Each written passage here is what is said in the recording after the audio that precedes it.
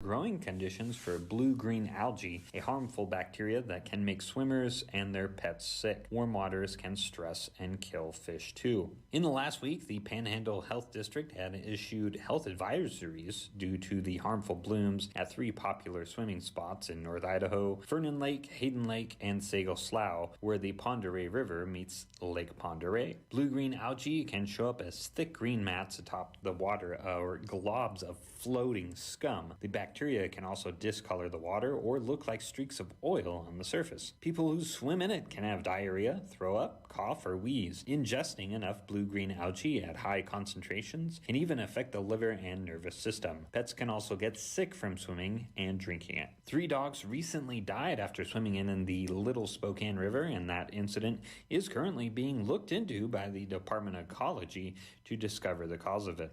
Experts say they're confident temperatures are warmer, and the existing data backs them up.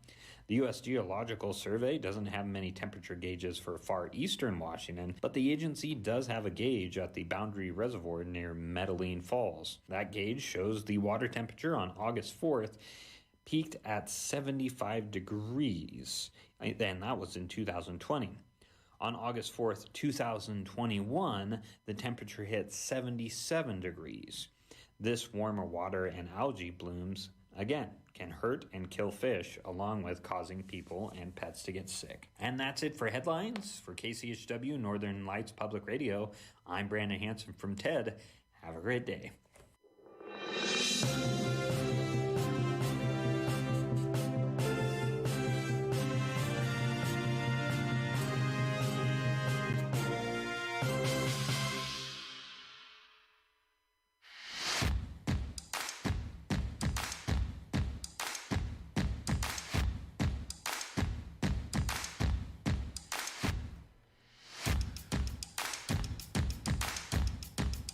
Are you ready? Oh, yeah. All right, Kim's already here. Good morning, Kim. She's waiting for us on Facebook.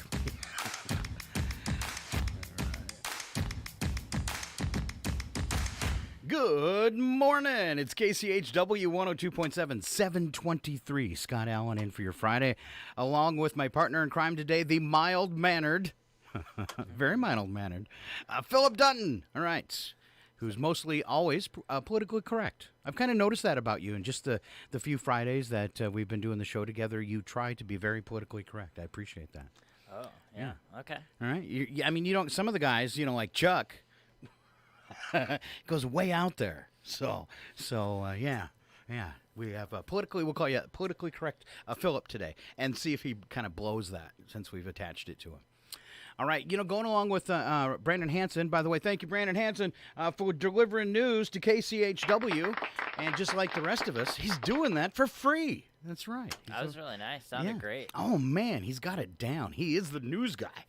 All right, we appreciate that and him taking care of our news for us. One of the stories he was talking about was the waters and the high temperatures and things that are growing in those waters.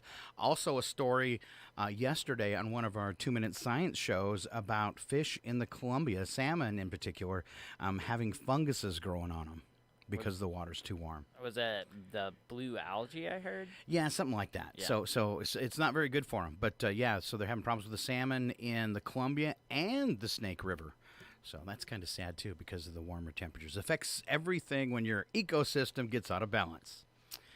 And weather-wise today, it is still smoky. I peek out every morning hoping that it won't be, but it is. Air quality alert, of course. We have a high today of 88. Sun and clouds mixed together, and, of course, areas of smoke and haze, very, very possible. 59 for an overnight low with some clouds. Now, for Saturday, really cooling off. 81 under partly cloudy skies with a 10% chance of rain. All right. Sunday, 70 now. They've dropped us a degree, all the way down to 70. That seems weird from having triple digits.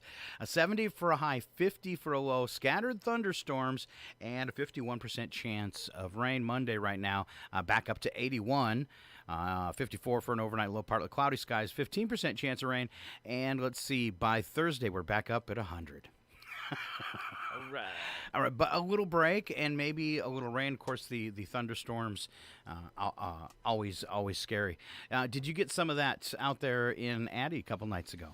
Oh yeah, I think it started about when I was getting home from work Saturday night.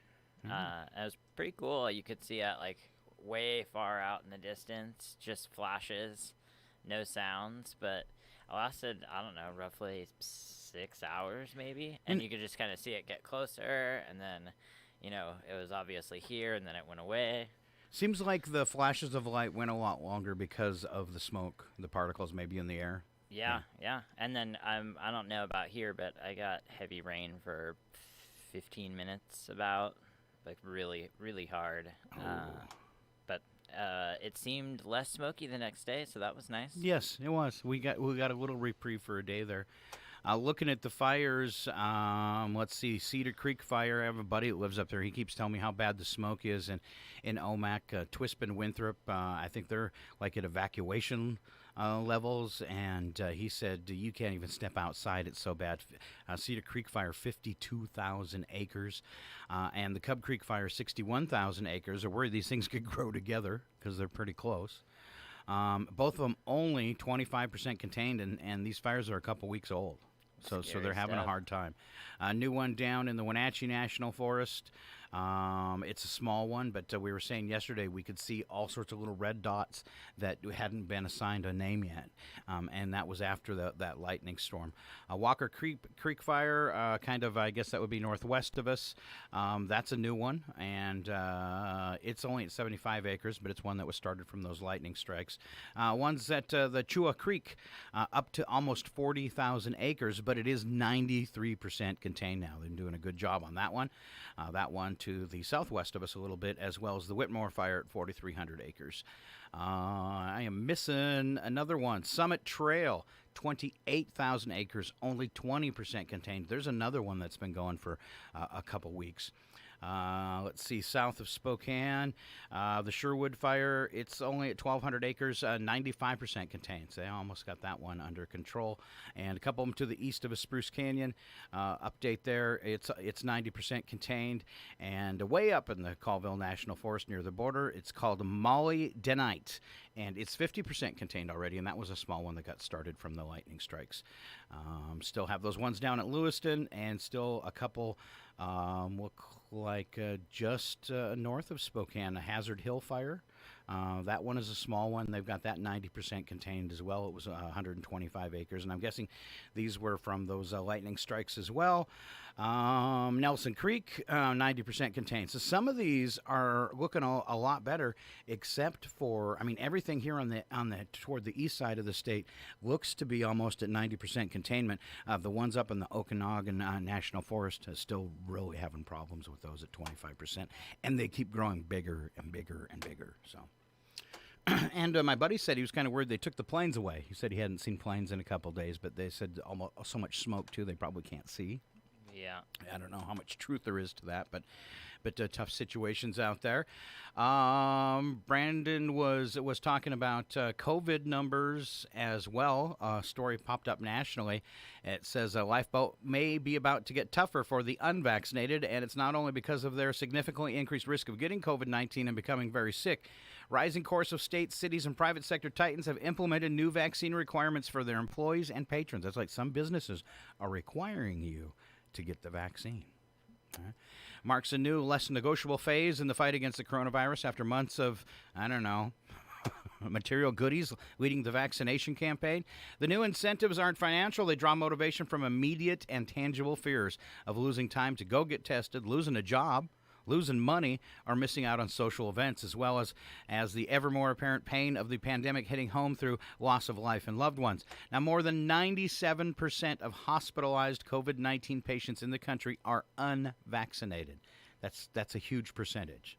So, and that kind of tells us the vaccines are working.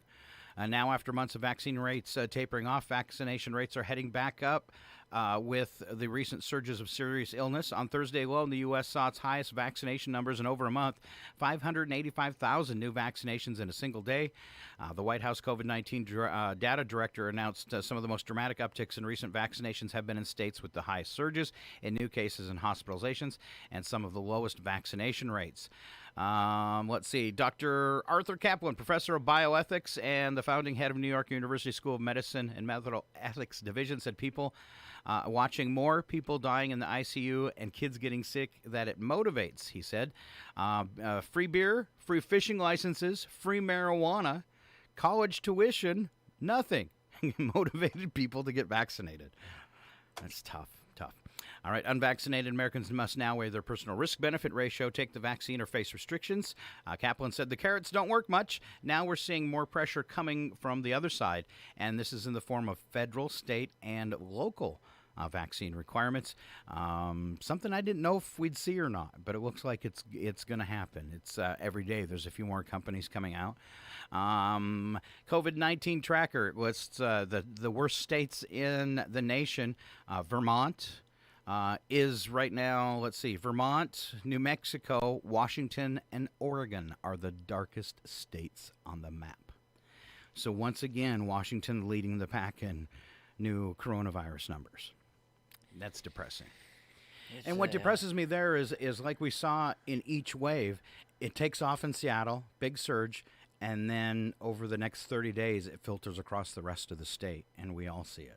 Yeah, so. And, something that Brandon brought up in the newspaper was that Stevens County has only a 31% vaccination rate. Yeah. So when it does roll this way, it has the potential to hit particularly hard. And unfortunately, it's not new information we're getting.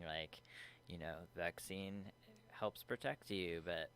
Well, we had a large, and I don't know if this is true, so I'm not even going to say what event it was, but we had a large event a few weeks ago, and I heard a rumor the other day that there's several cases. You can see the spike 10 days after that event, which kind of would correlate to maybe there being a problem, even locally still having people in large groups. So shaking hands, I see more and more people doing it and more people to reaching out to shake my hand. Let's stick with the knuckles or the elbow bump for a while yet. I like the fake handshake to the air handshake and then back to the head. All right. You got that one down? Because I don't look cool when I do that. I just look awkward. No, I don't do that. All right, so we'll get that kind of, I guess, scarier news out of the way. Will you hand me that newspaper? There's. I wanted to plug a couple things, and of course, I'm talking from the Chewelah Independent here. One of them, what a wonderful little gal! So excited for it's Chewelah's own Jessica Cochran. She's going to be representing Chewelah and competing for scholarships at the State Distinguished Young Women's Program in Pullman on Saturday. Congratulations to Jessica Cochran, and we wish you all the luck out there. I used to be neighbors with the Cochrans. They are awesome neighbors. If you didn't hear Brandon's newscast, I don't know if he mentioned it today. I was busy, but he did. I know I mentioned it yesterday. Our mayor's race down to 2. And let's see, I'll actually give the numbers from that out there. I see the official ones, and I'm getting these out of the paper. If you want more in-depth, grab a current copy. For Chewelah Mayor Ashley Ludwig, 120 votes at 19.45%. Gregory, and it's M. Gregory, and I've heard people say McCoon and McCunn. There's 289 votes, 46.8%. He was leading the pack. Frank Lewis got 65 votes at 10%. Lonnie Hoxie, 88 at 14%. And Ronald McCoy, 54 votes at 8%. All right, so not a lot of Chewelahans, if you add those all up, voted for mayor. Come on, guys. All right, they probably will in the next phase, right? Let's see. Music Festival coming to the Chewelah City Park. This is 509, and actually I have a phone call, a message from them, so I'll be getting in touch with them and getting more details too. Rocktober Music Festival, October 16th through the 17th in the Chewelah City Park. And let me scan this real quick. I want to see if I can come up with the number of 20 bands. Wow. 20 bands. Let's see, performing artists, food trucks, merchandise vendors, and a beer garden. This is going to be fun. All right, so a little excitement there for October in our park. They said it won't be at Chautauqua, but it'll feel similar. Not Taqua? Not Taqua. That sounds like a show we'd do. Yeah. All right, so those are some headlines. A good paper this week, totally packed full of information. A great picture of Jessica Cochran on there in the front. Did they list any of those bands? Any? No list Not on yet. it yet, but hopefully I'll have some more deets as we get a little closer there. Cool. I think there's going to be a little bit of everything, and they called it in the story, so I'm hoping it holds out. They called it a family-friendly event. So, sometimes with the rock bands that might not be true, but we'll see what happens. Oh, I miss Chihuahua School District. Let's see. Director 1, Charles Burns, 17%. Judy Bean, 49%. Bill Lacey, 32%. And I'm going to have to jump several pages here. Chihuahua School District position number 2, Steve Phillips at 46%. Back up just for a second. For Stevens County Commissioner, District 2, position number 2, Mark Burrows at 74%. Jeff Pitts at 24%. Now back to School District 36, Director number 2. We have 46% for Steve Phillips, and now I have to find page 12.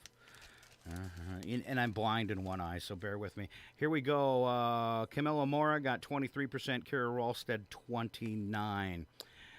Colville School District, if you're listening in Colville today, Nathan Balance, 32%. Jeff Naff, 32%. That's a close one. And Gene Maleshki, 34%. That's like a three-way tie. That's a tough one. Colville District number 3, position number 3, Judy Cressy, 14%. Lisa Button, 41%. Joseph Schweitzer, 30%. And Stasia Richmond, 13%. Position number 4 in Colville, Emma Romeo, 30%. Joe Fazzari, 46%. Marcia Bravo, 22%. And they have a lot at the school district in Colville. Director number 5, Robert Bob Gum at 34%. Webb Keller at 14%. Sandy Moore at 25%. And Rob Summer at 25%. Those are some of your election results. And I'll stop that because those numbers get boring. All right? Number attack. It's Scott with the number attack this morning. Does your brain hurt? Mine does. All right. Let's move on to Bits and Breaks. You along with me there, Mr. Phillip? Sure. Yep. All right. Yep. All right. Can you help us out? The first one I had set up for us was all about the Olympics, and it's called Signs Your Country Isn't Going to Bring Home the Gold. Yep, I'm right there. All right. It's you then. The Olympics are almost over, and some countries knew their athletes wouldn't be bringing home the gold. A country knew it wouldn't be bringing home the gold when the entire team consisted of one weightlifter that went by the nickname Mr. Hernia. It was like me the other night. What'd you pick up? What? What'd you pick up to give yourself a hernia? Oh, nothing. Nothing. Old age. Just had the old hammy ball up on me, and it was bad news. A country knew it wouldn't be bringing home the gold when its biggest swimmer was disqualified for trying to wear swim fins. You go so much faster, though. Yeah. I love swim fins. That's like putting on something that makes you bionic. Yeah. Yeah. Is that like just the foot ones? Yeah. Or, yeah.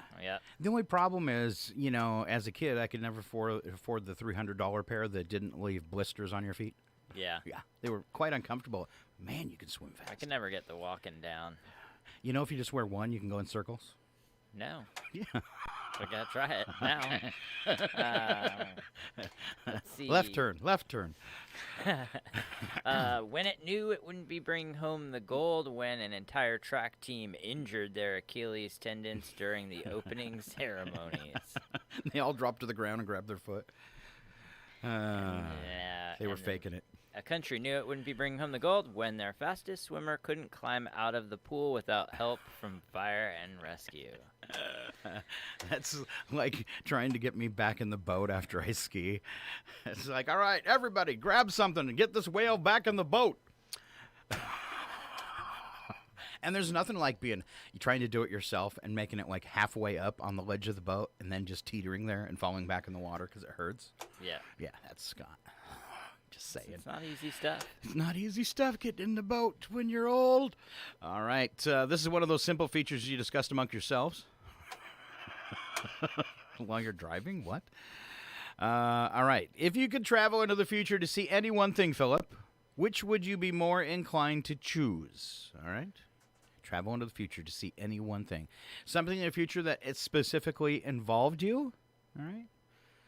Maybe like like you in 10 years or whatever. Yeah. All right. Something in the future of the country or the world at large. Which would you sooner see if you could go into the future? Gosh. I would probably go with option 2. Just because I feel like it could have the biggest impact, because the number 1 I think is just too short of a time frame to be that like crazy.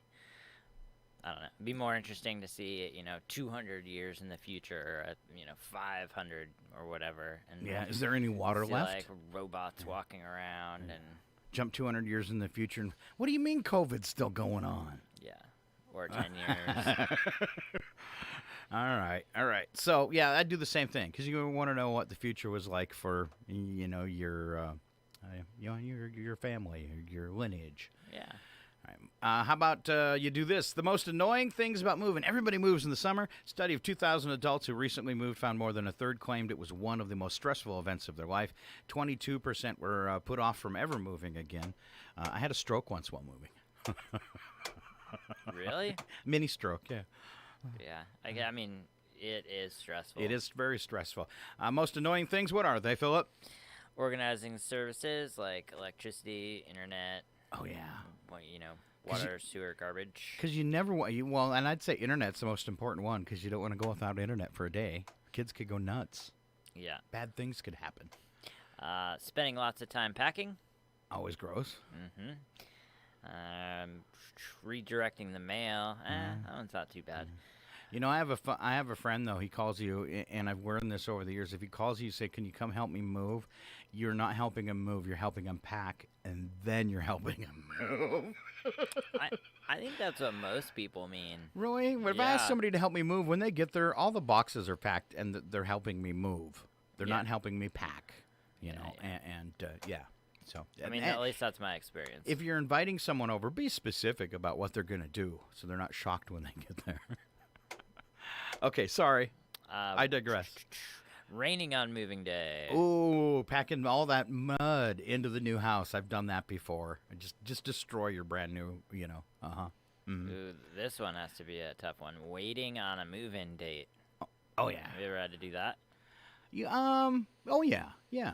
But that gives you time to prepare. I don't know if that's necessarily a bad thing, but it can add definitely to the stress. I just know I've helped people in the past where just through whether it's selling a house or whatever they're doing, where they basically had to be out of their place but then couldn't move into their place, so they're stuck in this limbo of, can I stay on your couch until my place is ready type of thing. I mean, then you're paying for, your stuff to be in a truck or whatever until it's time to go. Sure. And then it rains, and then you don't have internet. No, man, it's adding up right now. I'm not moving. Never again. The new home being dirty. Oh, that's that hasn't gross. happened to me, but that's gross. that'd be the worst. Waiting for the internet to be installed.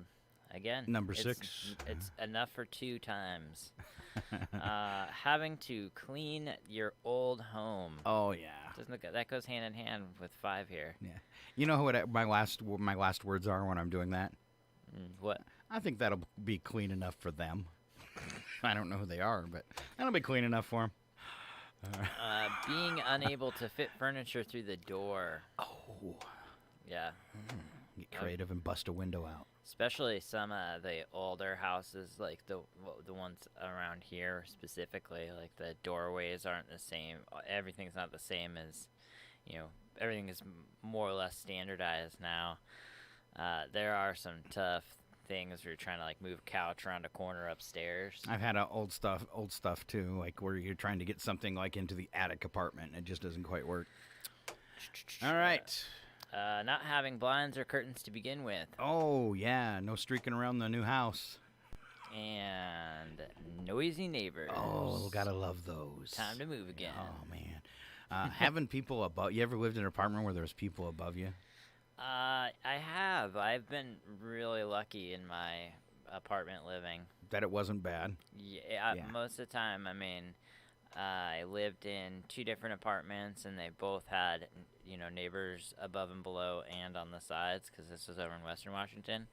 And I don't know if I just got lucky with people having similar work schedules or what, but you did. I have heard some horror stories, though. I one time attached my speakers to the ceiling, pointed the wrong way. Just so they could enjoy some noise, too. I shook their floor.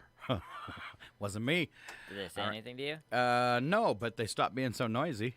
Uh-huh. A few times of that, rocking them out all night with the speakers 6 inches from the floor, they got the hit. Nice. All right. Interestingly enough, having to lift heavy things came in at number 11, not even in the top 10. Oh, I hate lifting the heavy things. But you know what? If you have the proper hand truck, it makes it a lot easier. Yeah, I mean, I would say that just having done the gamut of moving styles between like packing everything in your car and trying to do 100 trips or having a truck, the biggest thing for me would just be having like the right tools. You know, I had to move a bunch of times for new radio jobs and stuff. And when I was younger, if you gave me one of those, like ones you get from U-Haul with a strap on it, I moved the whole house myself, refrigerators and everything. It makes it a lot easier. Yeah. Although it's good to have friends. All right, let's see. Next one. What made you quit a job on the spot? Here's one that says, as a teenager at a new job, I got my hand smacked by the owner on the first day because I was writing with my left hand. I walked out. Wow, that's wild. How about the next one? I don't think I'd even notice if somebody is writing with their left hand. No. When you slap them? Stop that. What are you doing? You're abnormal. Abby-normal. Walked into an interview, everything went well, accepted the job offer, went to the front desk to do the paperwork, and noticed that the contract had a different pay amount, and that I would be interning for the first month for $100 a week. Whoa. I asked about the amount difference and was told, oh, this is the standard contract. It has just been updated for your specific offer.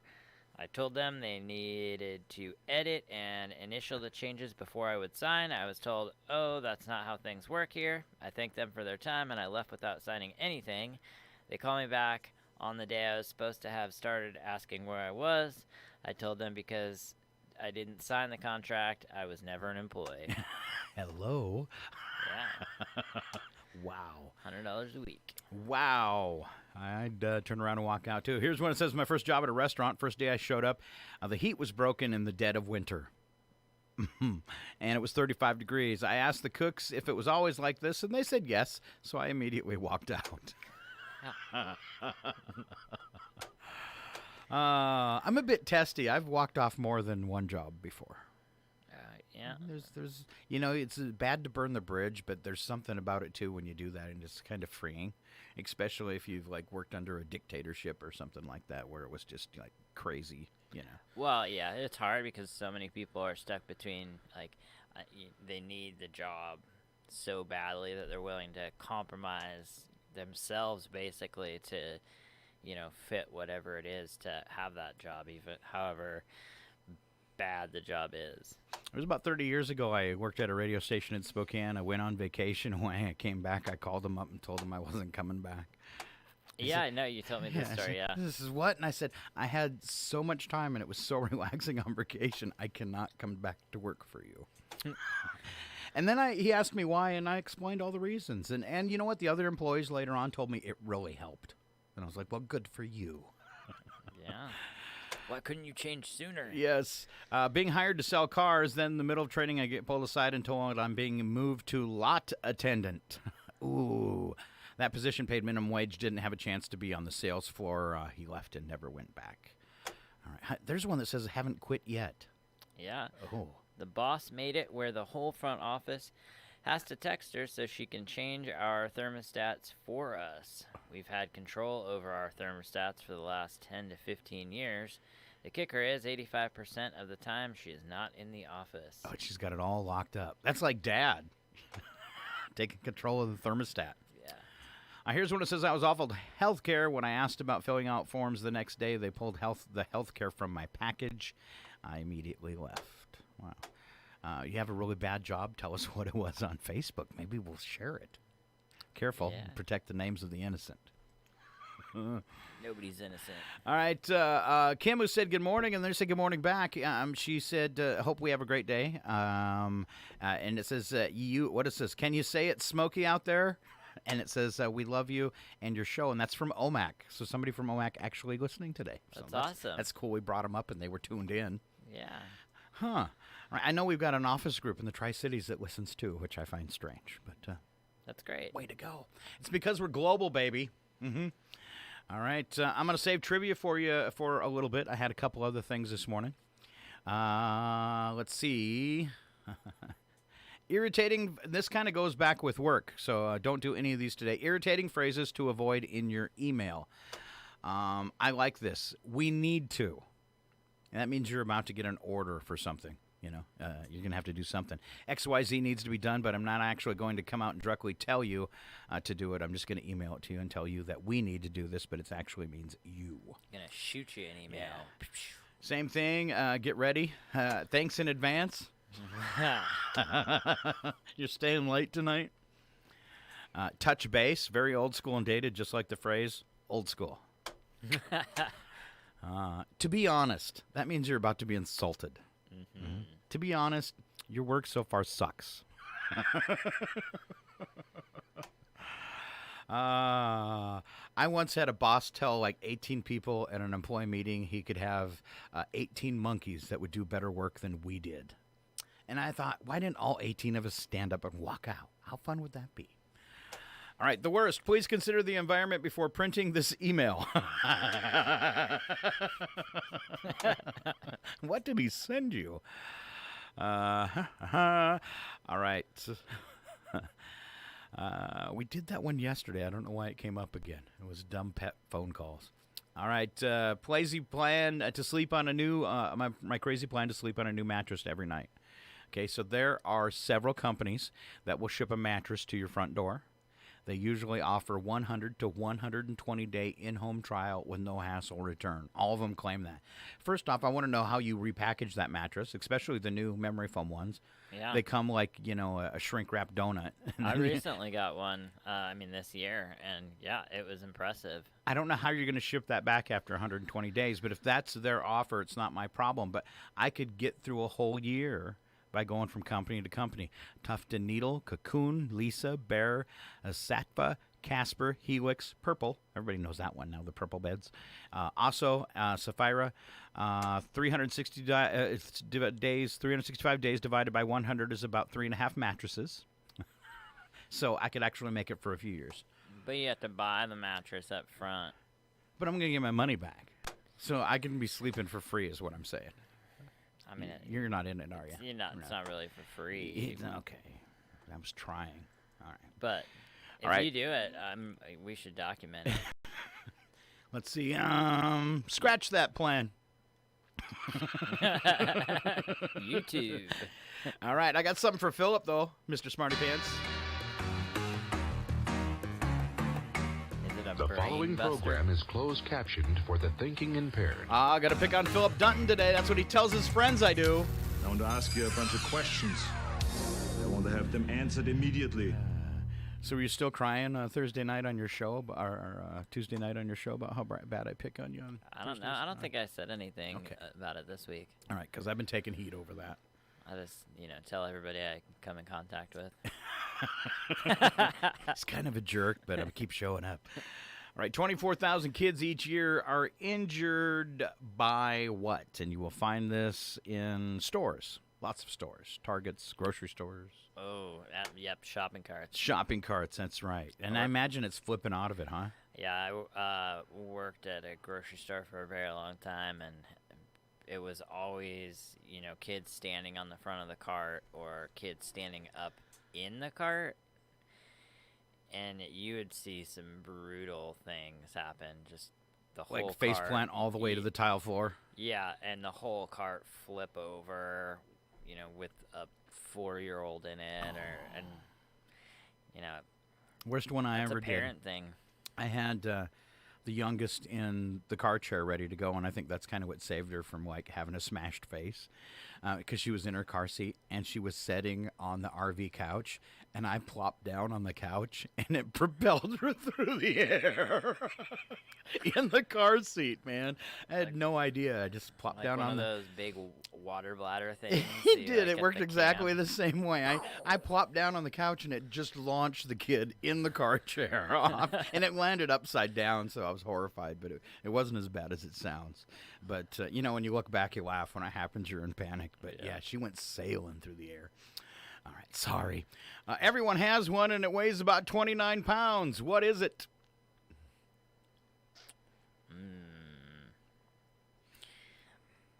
It's not your brain, Philip. Baggage. Baggage. Yeah, 29 pounds of baggage. I had a lot more than that.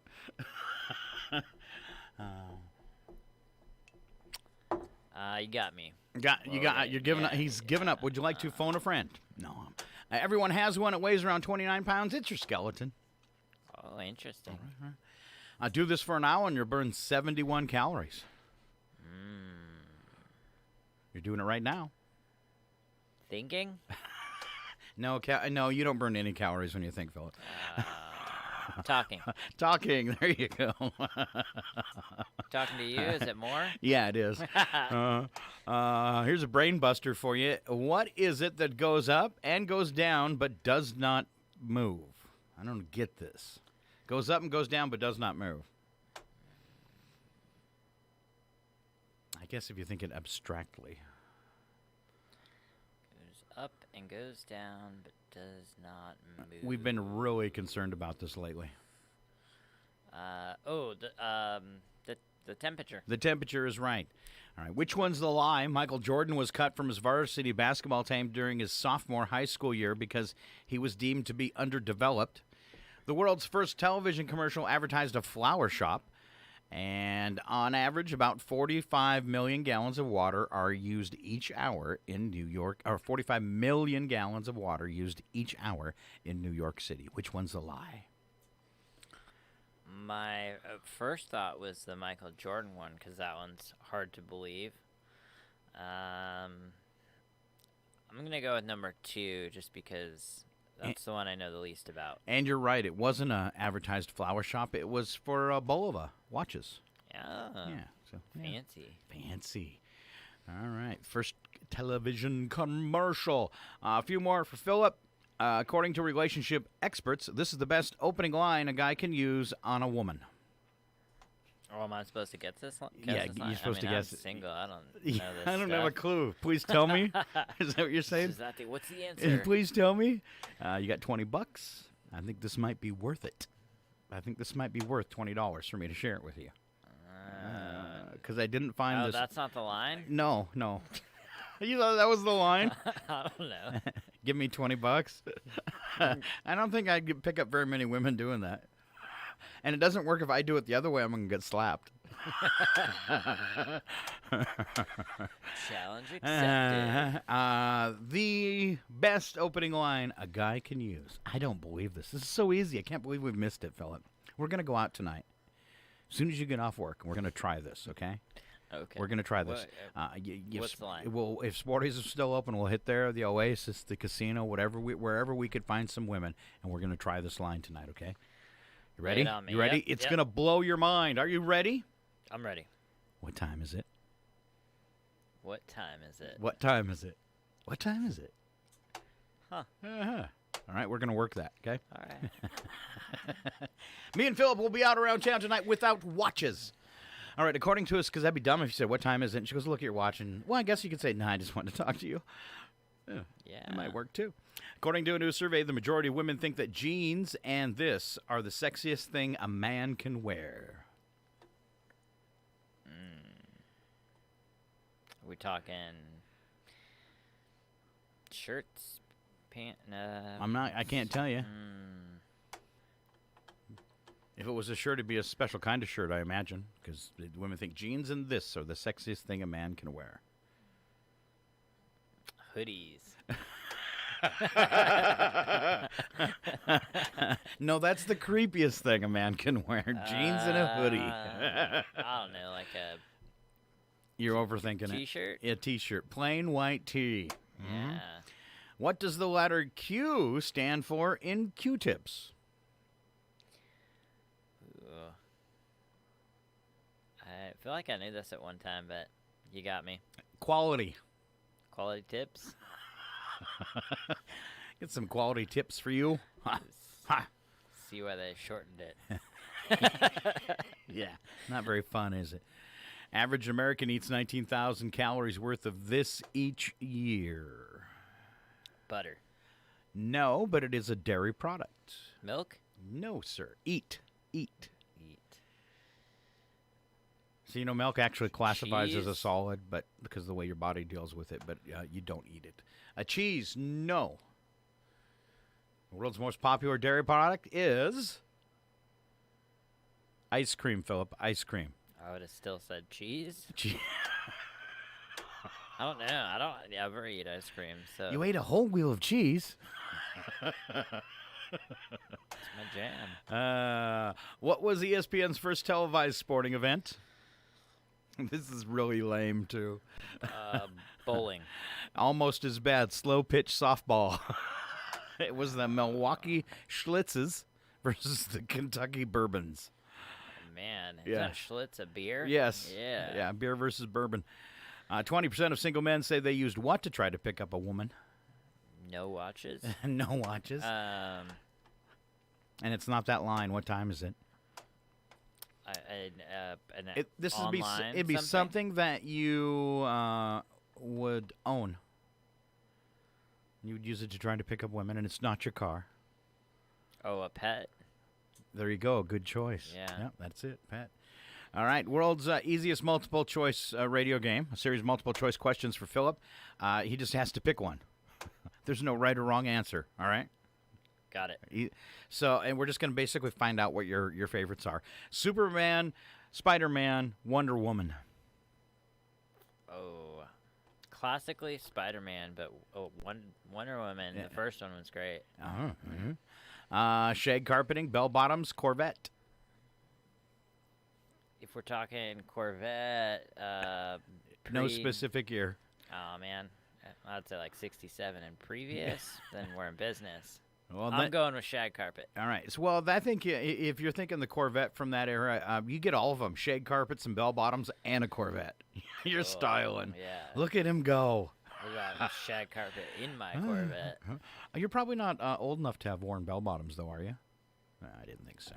No, I mean they had that terrible phase of like the Jenko jeans in the 90s. That's as close as we got. You never experienced the parachute pants?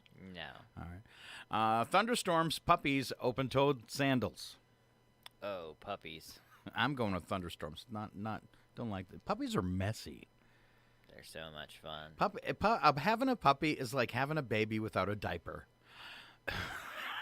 Just saying. Yeah. You let your kids go around the house and do that all over? No. Why would you do it with your puppy? All right, You sorry. teach them. Can't teach a thunderstorm. It's burning down your whole state. Oh, you're right. I'll give up. Average person will eat 11,113 of these in their lifetime, and they're small. Goldfish crackers. No. Oh. Involves chocolate. They're small, and it involves chocolate. And you'll eat 11,000 of them on average in your lifetime. M&M's? Yes. That was your hint. Small and chocolate. Name of the main character in the classic the name of the main character in this classic board game is Cavity Sam. What is it? What's the board game? Yes. Can't tell you. In fact, the entire board pretty much consists of this man, Cavity Sam. Oh, Operation? Operation. I didn't know that was his name. I once stuck my tongue down there on the piece of metal to see if it would shock you, and it does. I'm not surprised. I was a curious child. Average woman owns 16 of these. Hair ties. No. Brushes. No.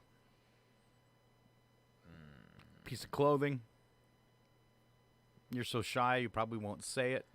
A bra. Yeah. See, he's kind of shy. Just remember that. All right? I don't feel like I'm shy. You don't feel like you're shy? No. All right. Well, is it just because you're a little soft-spoken, a little quiet, maybe? Probably. All right. So tell me this: if you're not shy, do you? You're a bartender. Do you hit on the girls? No. I No? mean, it depends. He's shy. He is shy. All right, we'll be back with Mr. Shy Philip Dutton. Stick around. It's Scott and Philip and your Friday right here on KCHW 102.7. Sponsors and news, and then we're back with birthdays and more for your Friday. It's 102.7 Northern Lights Public Radio.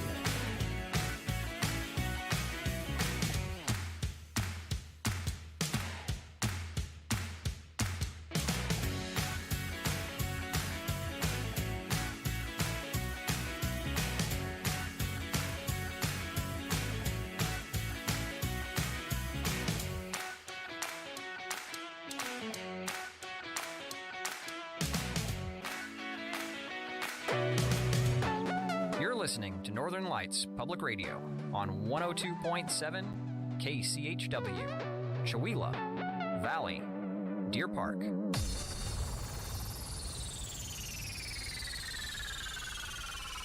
It's 8:07. Your KCHW morning show made possible by a donation from God-Fearing Brothers Auto Center. God-Fearing Brothers specializes in auto services, including repair, maintenance, and detailing. They also stock tires, provide collision repairs including glass, and they have an auto sales lot on the corner of Highway 395 and Main Street at the light. For more information, you can visit the Auto Service Center at 806 East Main in Chewelah. Find them online at godfearingbrothers.com or by phone at 509-935-6414. This is KCHW 102.7. From Feature Story News in London, I'm Chris Jones. The International Olympic Committee has revoked the accreditation of 2 Belarusian coaches amid an investigation into alleged pressure on an athlete. Sprinter Kristina Simonouskaya says they tried to force her to return home after she openly criticised her country's sporting officials. Phoebe Amoroso has more. Belarusian athletics officials Artur Shimak and Yuri Masevich have left the Tokyo Olympics pending an IOC disciplinary commission hearing. The IOC says the move was aimed at protecting the interests and well-being of Belarusian athletes. The Belarusian National Olympic Committee said the coaches withdrew Kristina Simonouskaya from the Games because of her psychological state. But the athlete said she was being punished for remarks she made on social media. She refused to board a flight back to Belarus and sought protection from Japanese authorities. Simonouskaya has now arrived in Poland, where she has been granted a humanitarian visa. Phoebe Amoroso, Tokyo. Democracy activists in Hong Kong are welcoming a move from the Biden administration to extend the visas of Hong Kongers living in the US, but they're calling on the White House to do more to pressure Beijing over what they say is a crackdown on public freedoms in the city. Richard Kimber reports from Hong Kong. The latest US show of support for Hong Kong's democracy movement, an 18-month visa extension for Hong Kongers living in the US, is being celebrated by activists in Hong Kong, but there are calls for more long-term measures to be put in place to support Hong Kongers who are looking to emigrate to the US more permanently, and for greater political pressure to be exerted on Beijing against what the White House is calling the ongoing repression of Hong Kongers under the controversial national security law. From September, anyone in the UK wishing to go to a nightclub must show proof of double vaccination. The government is warning young people that if they don't take up the vaccine, they could miss out on good times. The benefits of the jab are to be advertised in places like nightclubs. Meanwhile, France's Constitutional Council has approved the extension of the COVID-19 health pass, which proves that a person has been vaccinated or had recently tested negative for coronavirus. From August the 9th, the pass will be mandatory at cafes, restaurants, hospitals and on long-distance trains. Ross Cullen reports from Paris. More nationwide demonstrations are expected on Saturday, August the 7th, after the decision by the top constitutional body in France to approve the government's health pass. The CGT union says the move is another coup against the rights of workers, but President Macron says that personal liberty is also a responsibility not to infect other people with the disease. The pass shows digital or paper proof that you have been fully vaccinated, had a negative PCR test, or that you have had COVID-19 recently and are now fully recovered. Ross Cullen, Paris. From bureaus worldwide, this is FSN. With FSN Spotlight, I'm Simon Marks. Today, the concerns of one official in Oklahoma, an American state dragging its feet over COVID-19 vaccinations and now experiencing a major spike in Delta variant infections as a result. Dr. Dale Bratzler is the University of Oklahoma's chief COVID officer. It's his job to prepare the university for a safe reopening in the autumn. But on Thursday, he told reporters that he now fears there are too many doctors in the state who are complicit in persuading its residents not to get vaccinated.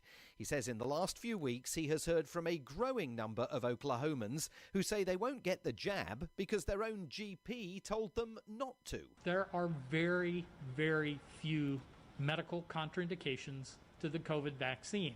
Way too many people are being told that they can't take the vaccine, and that's simply not the case. So I've had people contact me and say, I'm allergic to an antibiotic, so my doctor told me I can't get the vaccine. That's not true. There are no antibiotic cross-reactivities with the current vaccine. He says there are only two reasons medically not to get jabbed: a big allergic reaction to a first dose of the vaccine or a known allergy to one of the components in the jabs.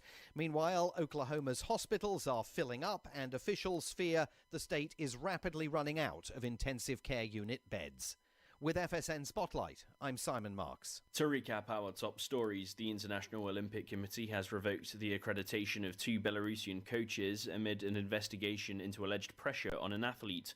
Democracy activists in Hong Kong are welcoming a move from the US to extend the visas of Hong Kongers living there. The UK government is urging young people to get vaccinated or miss out on good times. And France's Constitutional Council has approved the extension of the COVID-19 health pass to get into venues.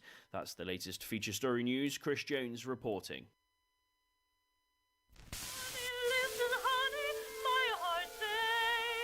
You're listening to Edna Brown, also known as Elsie Baker, with a blue amberol cylinder from 1913, and you're on the Soundbeat. Brown lived an entertainer's life. Her career started on stage at 10 months old and would last nearly 90 years.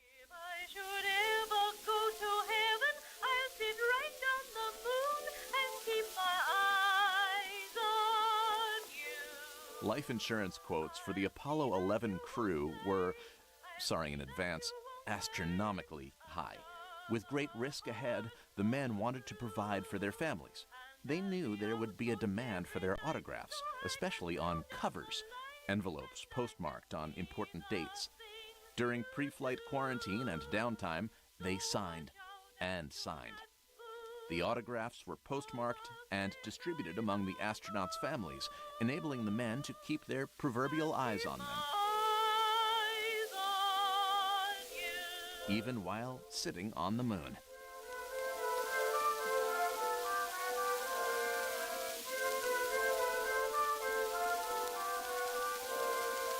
Read more right now at soundbeat.org.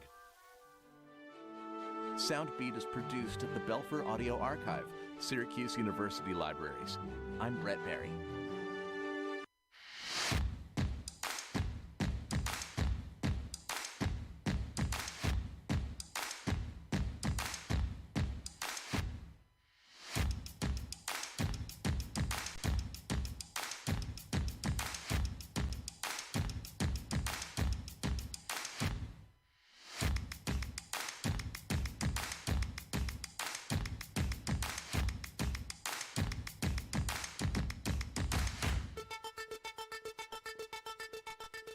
KCHW 102.7, looking at 8:14. Thanks for being with us on a Friday. It's Scott and Philip, although if you're watching online, Philip not in his seat yet, but he will be back with us shortly.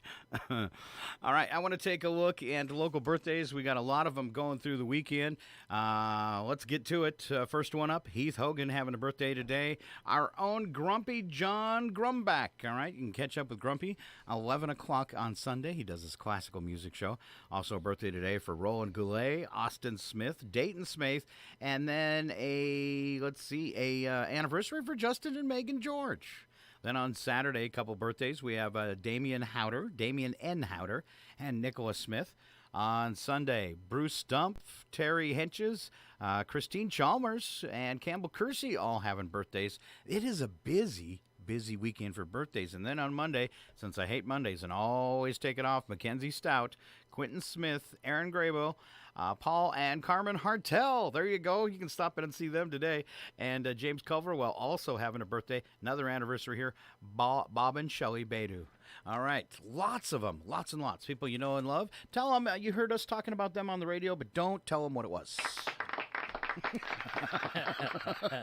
Always makes it. I was on the radio. They were talking about me. Why? What did I do? What'd they say? Was it good? All right. All right. Celebrity birthdays. Philip Dutton. Oh, yeah. We got M. Night Shyamalan. Oh, he's always scary. He just came out with a new movie called right. Old. Oh, that ought to be creepy. Yeah. Oh, I don't even want to think about that one. Vera Farmiga. Okay. Yeah, she's great. 48. Yep. Melissa George, 45. Leslie Odom Jr., 40. All right. You know, he's got into acting, but he had a jazz past, I think, in his family. And then we have a song we're playing on the radio from him. It's amazing. Yeah. Huh. Very, very, very good stuff. All right. What about if we jump down and go into the weekend for birthdays? Who do we have? Yeah. Oh, Tobin Bell from the Saw movies, Scary. 79. Garrison Keller from PBS, 79. Wayne Knight from Seinfeld. Newman. That's the guy that plays Newman, Yeah, right? Newman. David Duchovny. Okay. Yeah, X-Files. 61. Wow. Michael Shannon, 46, and Charlize Theron, 46 also. All right. You know, the Michael Shannon, who from Shape of Water and Boardwalk Empire, he's a good creepy actor. He can do that creepy thing really well. He's great. And it's just cool just to see him take on a whole bunch of different things the last 10 years or so. Uh-huh. And then going into Sunday, we got Dustin Hoffman, 84. Wow. Yeah. Wow. Tootsie is 84. Larry Wilcox from Chips is 74. You think he regrets doing that movie? All right. I don't know. What else? Keith Carradine, 72. So Keith Carradine, that's the 70s actor, right? Yeah. Okay. And then Kill Bill? No. No, that's the other Carradine. That's okay. David. Okay. Donnie Most, you missed that one from Happy Days. That was either Ralph or Potsy. I can't remember which one in Happy Days. I don't know which one either. All right. Drew Leahy of 98 Degrees, 45. Remember when they were a boy band? What about this boy band? The Edge of U2. Yeah. That's a name. It is. 60. Wow. I think it was. I would have thought older, but. All right. And then there's one from NSYNC who I don't know, JC Chaz, and he's 45 as well. So all the boy bands are 45 today. What about, except for Edge from U2. Yeah. What about Roger Federer? Huh? Who's he? The tennis player? Oh, okay. Yeah. Yeah. He's 40 years. He's young. Yep. All right. Let's move into some history today. I call it Happened Today. We're going to take off in 1787. It was the Constitutional Convention, Philadelphia. It began to debate a draft of the U.S. Constitution, 1787, on this day. Also on this day, 1991, the World Wide Web was born. All right. The development of global internet access and linking was announced by two innovators at CERN Laboratory in Geneva, Switzerland in 1993. There were just 130 sites on the internet. Just 130. Wow, is it growing? Yeah. 98, former White House intern Monica Lewinsky spent 8.5 hours testifying before a grand jury. Let's see. Yes. I'm just previewing that one to make sure, I don't like the ones that sneak in where there's a bunch of people that die. 2003 in Versailles, Italy, I didn't say that right. 32-year-old man showed up at the police station and asked them to arrest him. He explained that he was wanted by the cops in another town called Baiulia. but that he didn't like the jail there and knew that the Vercelli jail had much better accommodations. The cops checked out his claims, discovered he was in fact a fugitive, and took him to their jail. I like it here better. A nicer jail. Yeah. Macon, Georgia, 2005, Deion Banks figured he couldn't go wrong stealing money from the blind guy who ran the snack bar. Nice. He snatched $600 from the till, and sure enough, the blind cashier never noticed. Unfortunately for Deion, the snack bar was in the basement of the county courthouse. Word was quickly sent out. Deputies found Deion waiting with his mother outside a fifth-floor courtroom where he was scheduled to go before the judge on another theft charge. Man. Please help me. I have sticky fingers. Everything I touch just clings to them. 2015, Jon Stewart hosted The Daily Show for the last time. And 2018, Facebook, Apple, YouTube, and Spotify removed conspiracy theorist Alex Jones from their platforms.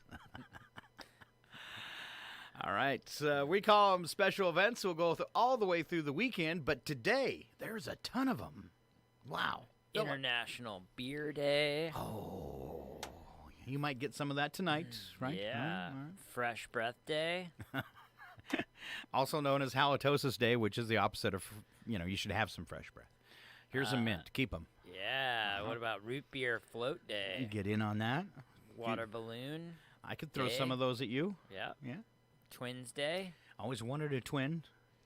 Now, I wanted a twin nobody would know about, though, so he could, do things for me. So, actually, I think I want a clone. Yeah.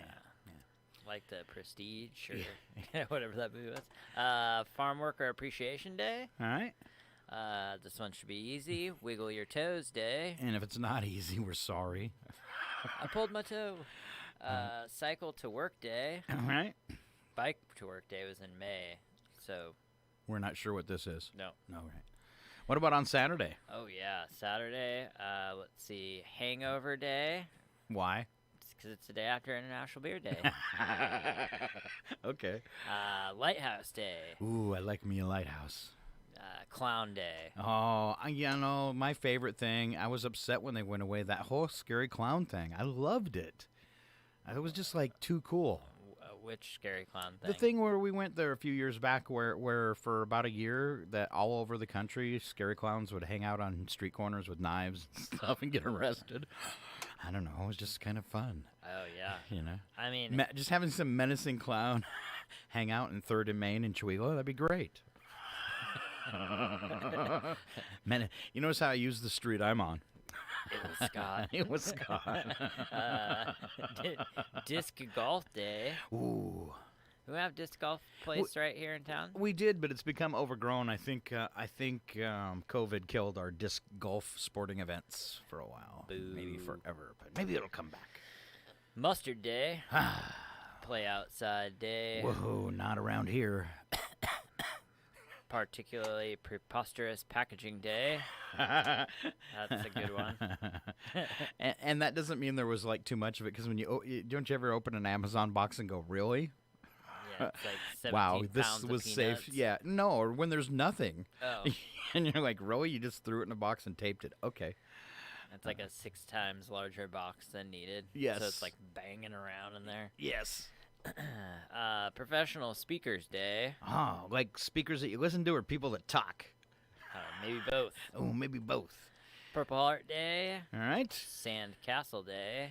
All right. And Raspberries and Cream Day. I get in on that. Yeah. All right. Also, Sunday. Yes. Bagel Day. Ooh. Global Sleep Under the Stars Night. All right. You probably get away with that. It's going to be cooler, too. Yeah. International Cat Day. Oh, what are we going to do, Mooch? Yeah. Go rub a cat's butt. Followed by Happiness Happens Day. Because it's Cat Day. All right. CBD Day. All right. Followed by Fried Chicken and Waffles Day. They go together. Odie. What's Odie Day? Odie, isn't that from Garfield? Isn't that Garfield's I think Otis. Otis? Isn't it? Oh, all right. Odie's a dog from a cartoon. Nah, I think you're right. Okay. Odie. Okay. Yeah. Sneak home. Oh, no, that'd be weird. Sneak some. No, this isn't. Sneak some zucchini onto your neighbor's porch night. You want to try that again? Sneak home zucchini onto your neighbor's porch night. It's because nobody wants to eat all the zucchini your garden grows, so you got to leave it on the neighbor's porch when they're not looking. That's right. All right. Wear your mother's jewelry day. I am right now. And frozen custard day. I have to wear Mom's plastic jewelry, really? All right. Frozen custard day. A number for the day is 4.6, and that's the number of hours a giraffe sleeps each day. Strangely enough, about the amount of sleep I get, too. I think they spend the rest of the time eating. Yeah. Yeah. Me, too. You just don't have purple tongue. I just don't have that long neck either, darn it. All right. Enough of that kind of stuff. On to news and nuggets. 2 in 5 Americans think they have what it takes to be an Olympian, and I am not 2 out of 5. All right. Yeah, let it sink in. In a recent survey, 40% of us think we're fit enough to compete in at least one summer or winter sport at the Olympics. You know, I could. One sport. Billiards. Billiards. Is that a sport now, billiards? I'm not quite sure. That includes 3 times as many, 40% of us fit enough to compete in one summer Olympic game. That includes 3 times as many men as women, 60% versus 22%. So us men, we're full of ourselves. The sports people think they could compete in the Olympics: basketball, soccer, and swimming. Nobody chose billiards. I would have thought that, those are some competitive sports. I wouldn't think numbers would be that high, people thinking they could achieve that kind of level. Yeah, like Dream Team, anybody? Hmm. I don't know. I can walk onto the Dream Team. All right, you want to talk about dead animals? Yeah. Pass. Are you sure? It sounds kind of fun. All right. Most unique ways to die from an animal in your state. See? This is fun. Are you having fun yet? I'm sick. Someone created a map that shows the most dangerous animal in each state. Using the data collected by the CDC, the map displays surprising results. We already know deer are the deadliest animals in all of the United States, but what's second? In many states, it's bees and wasps. In many states, it's horses. In a couple states, it's scorpions. Ooh. Look at the chart above. We can see the runner-up for deadliest animal, runner-up after deer. Okay, so I've pulled up the chart. Yeah. Because I'm sure everybody's curious what the deadliest animal in Washington is. Most people die here, it says, by contact with hornets, wasps, and bees in Washington and Oregon. All right. In California, venomous snakes. And lizards. Yes. What else do we got down there? Texas is scorpions. And then the entire Midwest has pictures of horses, which says, bitten or struck by a large animal. I like on the northeast, it's the bitten or struck by Dogs. Apparently a lot of people dying each year from dogs. Backhanding them. I didn't know it was a problem. Get me my kibble. And then if we look at Georgia, large reptiles. How do you want to die? Pick a state. Washington, D.C. is a big question mark. So is North Dakota. Insufficient data. There's not enough people there to even count. All right. Politicians. All right. Our sun has a solar twin. NASA has discovered a nearby star that may be just 600 million years old and looks like a young version of our sun. The discovery could shed light on how life formed on Earth. Our sun about 4.6 billion years old, or so they say. And if it's not true, the sun could be insulted. If it's only like 3 billion years old. Yeah. All right. Hey, a company wants to pay its employees to get vaccinated. $1,000. I'll take that. Investment management firm Vanguard is offering its employees $1,000 to get a COVID-19 vaccine, making it the latest major company to encourage its employees to get vaccinated amid the spread of the Delta variant. That's kind of different for, I think, a company to step up like that. That's a big chunk of money they could. I wonder how many employees they have, across the country. If they got a couple hundred, that's going to add up. I'll take $1,000. Bonus. Hint. Hint. I got a shot. Can I have it now? Yeah. All right. Why don't you do, that was short. Why don't you do 2? Because you like dogs. Yeah, firefighter rescue puppy stuck in air duct. Hero. Oh, no. Members of the New Albany, Indiana Fire Department rescued a fur baby from a tight spot Tuesday morning. Crew members were called to a home after a puppy got stuck in an air duct. Photos posted to the department's Facebook page showed a small gray puppy stuck in the air duct in a crawl space of a home. The puppy's head was seen sticking out of a piping section. Aww. Firefighters had to enter the crawl space of the home to dismantle the piping and remove the stuck pup. All right, Puppy's Rescue is the second pet rescue for the department on Tuesday. Earlier in the day, crews were called to home to rescue a cat from the roof of a house. Imagine that. Equal opportunity pet rescue. That's right. And now a word from the dog. Oh, maybe not. I was pretty sure the dog could say something. Does your dog talk? One of them. Okay. Hello. There we go. That's what I was looking for. Having just had her flight canceled, a Missouri woman's luck quickly changed when she won $1 million from a Florida scratch-off ticket. Angela Carvello of Kansas City, Missouri, claimed a $1 million top prize in a scratch-off game. Carvello purchased a winning ticket from a supermarket in Brandon, Florida, just east of Tampa. There you go. Hanging out, waiting for a flight, win $1 million. I think I'll drive in my new car. Sweet. All right. Sneakers. Tell me about your new sneakers. Official who mocked COVID in final Facebook. Nope, that's not one. No? Sneaker. Yeah. Sneaker made from coffee waste. A I like that one. Helsinki-based company called Renz has created sneakers made from 21 cups of coffee waste and 6 bottles of recycled plastic. Ew. That's cool. It's a good thing. Yeah.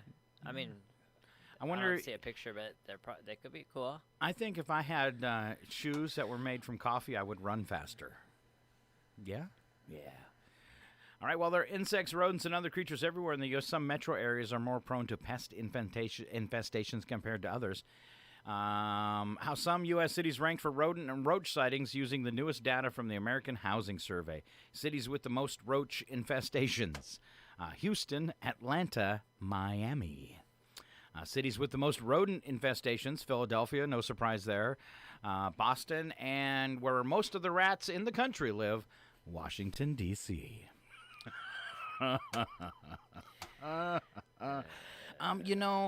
Cockroaches are a big deal in Seattle. I used to manage an apartment complex over there when I was just after college, and I was working over there, and it was horrible if you could tell who was the dirty person, because the apartments on both sides would complain about cockroaches, but that person wouldn't, and then you'd know that they were the dirty person. It was pretty easy to figure out. I've only, I think, ever seen one in real life. Yeah, I just, it's something they always joke about with, like, apartments and dirty apartments and stuff like that, but I think I've only ever seen one.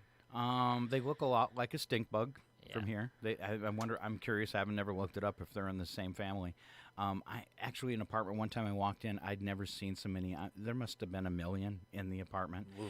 They were actually slammed. This is going to gross people out. They were actually slammed in the refrigerator door, in the oven door, on the walls. They just killed them and smushed them and left them there. Yeah. All right, why do we wake up stiff in the morning? Scientists want to know why we wake up stiff. Researchers at Manchester University say our limbs can feel rigid and achy when we rise because the body's biological clock suppresses anti-inflammatory proteins during sleep. Well, why does it do that? When we start moving around each morning, our body is playing catch-up as the effects of the proteins wear off. All right. Caffeine? Why caffeine won't do anything after one too many late nights. Your cup of coffee may have met its match. No. A study found caffeine loses its effectiveness when you are continually short on sleep. In the study, researchers restricted 2 groups of participants to 5 hours of sleep each night for 5 days. Man, that sounds great. One group received 200 milligrams of caffeine, about what you'd find in a short brewed coffee at Starbucks, twice a day, while the other group took a placebo pill. During the first 2 nights of short sleep, the people who received the caffeine were more alert, went in a better mood and performed better on physical response tests than the placebo poppers. Yes. But by the third night, the caffeine group experienced no significant difference in alertness and performance from the placebo group, and even reported feeling more annoyed, frustrated, and jittery. Oh. The researchers aren't exactly sure why the effects of caffeine are blunted after you're short on sleep for a few days. Huh. Because sometimes I can drink a cup of coffee and still take a nap. Oh, yeah. So I don't know what's going on there. I don't know if I just like the taste, but I mean, there's lots of times where I feel like I get less than 5 hours of sleep 5 days a week, and I feel like coffee helps every time. Oh, yeah. I could live without it. You brought it up, and I wanted to drink, and apparently when we went on break, I carried my coffee out and left it somewhere. And that's just heartbreaking. Ooh. All right, on TV tonight, primetime coverage includes track and field finals for the Olympics, including the women's marathon, men's 4 by 100 meters, and the women's 4 by 100 meters, plus men's performing, diving, qualifying, and the men's basketball final, all on the Olympics tonight, 8 p.m. on NBC. Let's see, what else do we have? Do you see the one about the new Suicide Squad movie? I've seen preview, yeah. Yeah. Directed by James Gunn, this reboot sequel brings back Margot Robbie as Harley Quinn and Viola Davis as Amanda Walker. Also stars Idris Elba and John Cena. No, this is what I was really disappointed in. No Will Smith. Oh. And you know what's weird is they're calling it Suicide Squad, just like the first one. It's not Suicide Squad 2, which I thought was kind of odd. The plot involves a bunch of comic book convicts with questionable superpowers being pressed into the service of Waller. This time they're infiltrating a South American island to take out a newly installed military, I don't know what that word is, and wipe out a mysterious super weapon. All right. Did you see the first one? I did, and I liked it, but I was very disappointed Will Smith wasn't going to be in it. So, I mean, Idris Elba being in there is cool. You know, he's always so angry and serious in his movies. I wonder if he's like that in real life.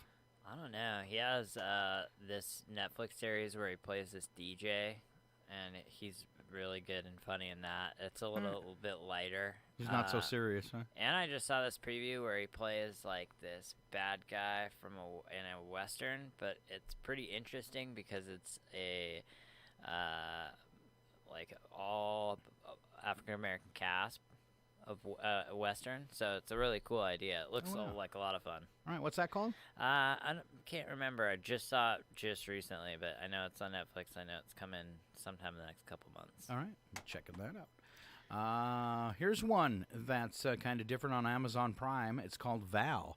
And in this 2021 documentary, Val Kilmer reflects on his life, career, and recent battle with throat cancer. Movie narrated by Kilmer, but his words are voiced by his son, Jack, because of his problem speaking. Huh. I know that he is in that new Top Gun movie. He is? Yeah, I saw him listed as a cast member, so... He must have a cameo in there or something, huh? Iceman. All right, here's some actors you haven't heard from in a while. Mr. Corman on Apple TV+. Joseph Gordon-Levitt stars and directs a new dark comedy series as a failed musician turned public school teacher who's struggling to deal with long-term anxiety. Rapper and producer Logic. And then get this, Deborah Winger and Hugo Weaving also star. What an odd combination is that? Yeah, I've always liked Joseph Gordon-Levitt, so I've seen the preview for this too. All right. It looks good. All right, what's on Saturday, Philip? We got more Olympics. Coverage includes the men's marathon and track and field finals, and women's high jump, women's 10,000 meter, and men's javelin, plus the men's platform diving final and the women's basketball gold medal game. All right. We've got No Man's Land with Frank Grillo, George Lopez, and Andy McDowell star in this 2021 drama about two families on either side of the U.S.-Mexican border that are shaken by a tragic shooting of an immigrant child. That kind of sounds like it'd be taken out of real life. Yeah, it kind of sounds like the show The Bridge, sort of. Sunday, that short on Saturday, but Sunday got more Olympics. It's the actual closing ceremony. Yeah. And that will be 7 p.m. on Sunday night if you've been following along. Also, I see one down there. I'd want to watch UFO, new four-part docuseries examining our long-standing fascination with potential sightings of extraterrestrials. Series executive producer includes J.J. Abrams from Star Wars and Star Trek. Yeah. So he must be into UFOs, too. Maybe a little. All right. All right, anything else on there you see you want to watch? I'm going to skip. Nope. Negative. All right. Let's see, any new movies? They've got a few of them listed. I guess Suicide Squad will hit theaters and HBO Max this weekend. Awesome. I get to watch it. No way. I had no idea it was coming to HBO Max. All right. Oh, yeah. Yep. All right, let's see. I don't know what that one is. John in the Hole, new at theaters. Never Gonna Show Again, new at theaters. And Whirlybird, new at theaters this weekend. Suicide Squad expected to open at $30 million in sales, really light, but of course it's still COVID. Yeah. All right, Deadpool 3 coming our way. All right. X-Men, Fantastic Four being rebooted, but Ryan Reynolds gets to stick around as the mercenary with the mouth. The threequel has been cooking all year, but due to Canadian Star's busy schedule, not expected to shoot till later this year. Reynolds is pretty confident filming will take place 2022, actually. And there's, we'll just leave that alone. But a Deadpool 3. I like those movies. Not for kids, though. Not for kids. No. All right, I think we're close enough. You ready to try a little odd news and wrap up our show today? Yeah, let's do it. Other entertainment news right here at KCHW. I should probably roll that out tonight. And we've missed this for a long time after Jean Jones took her break from KCHW. But that is a Celtic music show, and I found another one, and it's really well done. That show airs at 6 o'clock tonight. Then at 7, it's called Out of the Woods, an eclectic a mix of bluegrass, roots, and Americana music. Even a little country thrown in sometimes. And then that'll take us till 9 o'clock when it's the Acoustic Cafe. It's your time to chill on a Friday night. 2 hours of unplugged acoustic music on the cafe. And don't forget, Saturday night start at 6 o'clock with surf music for your summer. That's right, we got a surf music show. Cool. That goes for about an hour. And then from 7 to 9, we have a couple people that bring us a 2-hour special on Elvis. All right, that's from 7 to 9. And then it's Rockabilly and Blues. I believe that's John Colcord at 9 o'clock. There you go. So that's what's happening this weekend. And as we said earlier, Grumpy John's birthday today, and he will be on the air Sunday at 11 with his classical music. I think we got you all caught up there for our weekend here on the radio. And now we're going to end up our Friday here with some crazies. Slap some bacon on a biscuit and let's go. We're burning daylight. It's the world of strange. A world gone wacky. Out here, due process is a bullet. And some of the scariest people on the planet. I think you're bluffing. Be afraid. You know, you look mighty pretty when you get mad. It's your odd news on KCHW. Just sit back and enjoy the show. It's so scary. I always start off our odd news with the news attack, where the first part is a true statement, the second part a big fat lie or a bad joke. And to kick it off, Philip Dutton. Are you lost?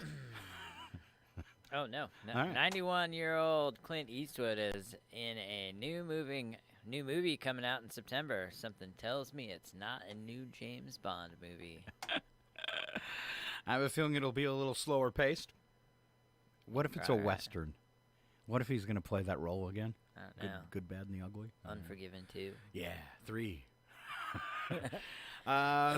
Scientific paper speculates that Neanderthals died out because when the weather began getting colder, they never learned how to wear coats or close the door. Aw.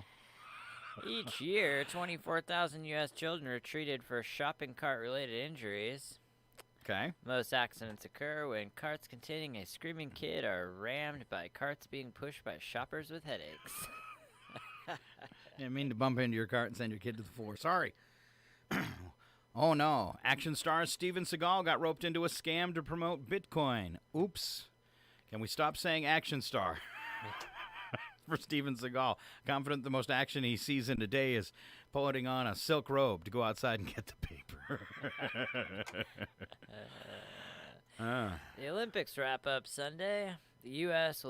will come home with more than 65 gold and silver medals and more than 25 of the bronze variant. Ooh. That's a bad joke. Yeah. During a photo shoot, a Japanese mayor bit the medal placed around his neck by an athlete, which begs the question, are Olympic medals dishwasher safe? He put it in his mouth? Ew. Scientists say each of us is surrounded all day by our own unique microbial cloud. Like Pigpen? As if you didn't already have enough reason to wear a mask. Right, so we have a microbial cloud that follows each one of us around. Or if you can download from your microbial cloud. I wonder if my cloud likes her cloud. According to a study, giraffes hum. Just what the world needs, more noise pollution from tall people. But they're asleep for 4.6 hours a day. That's true. All right, let's move on to the world of wacky but true. We don't add anything to these stories because this craziness is self-contained. Start us off with a state trooper. Yeah, drunk rear-end state trooper in a Taco Bell drive-thru. An Idaho man who is celebrating his 28th birthday. Hold on. Idaho? Idaho, is that what you said? Yeah, Idaho. Oh, Idaho. Would you mind saying that again? Idaho? That's frightfully interesting. We pronounce it Ohio. Okay, sorry. Celebrating his 28th birthday, has been arrested for drunk driving after he rear-ended an Idaho State Police Patrol SUV in the drive-thru of a Taco Bell. Police say Gavin Scott Smith had a blood alcohol content of more than 3 times the legal limit when he tested after his pickup truck struck the rear of a state trooper's patrol Ford Explorer in the drive-thru. Wow. That was a poorly written story, wasn't it? Yeah. I need my cheesy gordita crunch. It's my birthday. Get out of my way, copper. You drunk? No. But this ought to do it. I was tossed up between that one or... Why didn't you take a picture? It'll last longer. All right, we're keeping it local today in the odd news. There's Idaho, Pocatello, now Yakima. Police responded to a residential neighborhood on a report of shots fired. They arrived to find a man yelling incoherently near a gun lying in the road. Always scary. Witnesses said the man had been loading cans of soda into his refrigerator when one exploded. And then he responded by shooting up the fridge, which seems normal. Although the man had a different story when the cops approached him. He said the people living in his basement wanted to kill him and had fired at him first, and he simply returned fire. Police noted that there was no one living in his basement. In fact, he didn't even have a basement. That's awesome. Sell crazy someplace else. We're all stocked up here. And then that's what I made the clock for.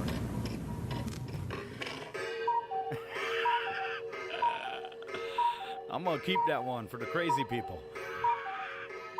Just saying. Well, you might be able to use it again soon. Okay, probably. What do you got? Mark Parhar is on trial for 3 counts of violating Canada's Quarantine Act after attending a meeting in the United States and then allegedly refusing to isolate himself when he returned to British Columbia. Aw. He was jailed for 4 days. Parhar, a vocal COVID denier, called it an illegal, unlawful criminal trial. Of course he did. Parhar has a history of legal troubles during the pandemic, like when his hot yoga studio's license was revoked after he encouraged patrons to come, claiming the heat would kill coronavirus. His hot yoga studio license was revoked. Yes. Same thing happened to me. Of course, fake COVID plots aren't the only conspiracy theories Parhar subscribes to. The meeting he went to the U.S. to attend, the Flat Earth International Conference. Oh. He's a flat earther, too. Yeah. Isn't that the ultimate conspiracy theory? Yeah. These people are nuts! That's nuts. All right, last one. Michigan woman found bed bugs in her car. What would you do? Bed bugs in your car? I don't know. Sell the car? Stop sleeping in it? Yep. The bugs induced a panic attack for the woman, and then the 30-year-old woman decided they needed to be killed. She tried to kill them with rubbing alcohol. That might work, except she lit it on fire. Not only did she light her car on fire, she lit herself on fire and sustained second-degree burns. How did she get bed bugs in her car? She had to be sleeping in it. She also... maybe haul a bed? Yeah. Huh? I don't know. All right. So how's this one? Oh, is that what you want? Yup. Because that's how you get ants.